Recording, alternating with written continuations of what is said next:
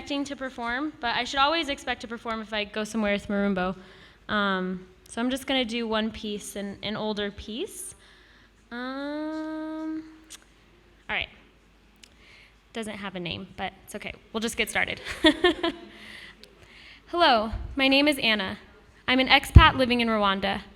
Now, if you're curious, that stands for expatriate, and if you Google it, they will tell you it's a person living outside of their native country. But if you choose that answer on the physics test, you will be wrong. What Google won't tell you is that an expat is not defined by the soil in which their feet are standing on, but by the color of their passport, and more importantly, the color of their skin. Make no mistake, when they say expat, they mean white. They mean the white man who silently realizes his country lacks soul, realizes he is a pawn in a capitalistic game of chess, giving his dying breath to a company that takes hours of his life like a blood bank, realizes the continent where he was taught that the people are starving and the water is dried up is actually where he goes to free himself. He feels liberated on the land where the earth is so red it hides the rusting shackles his country left behind, his residency card stamped expat. He comes to a black country and builds a white gate. Inside his ivory tower, Amazon delivers African culture in brown boxes. He orders the art, the music, the food, the way people care about one another. He orders a slow-paced, simple lifestyle and a vibrant orange sunset that will knock on his door at 6 p.m. every night without fail. But Amazon doesn't deliver the African soul.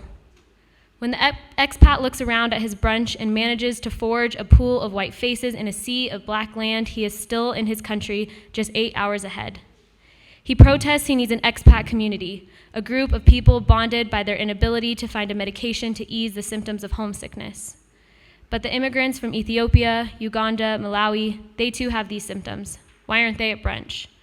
And that's when you realize the essence of the expat. See, the link between myself, an Italian, and a Brit is not that we miss home. In fact, our homes were never the same. Our lives were never the same. It's merely that our skin both burns in the sun and our white privilege has served as lottery tickets with all the winning numbers. It's that we've never questioned having a visa denied because the world is your country when your country burns the world to make it that way. We preach equity until we are blue in the face, but at least if we're blue, we're not white. See, the expat dedicates his life to becoming the man out of the white country, but never reflects in the mirror long enough to take the white country out of the man, so instead he tattoos ally on his chest, but never changes the guest list for brunch. Thank you.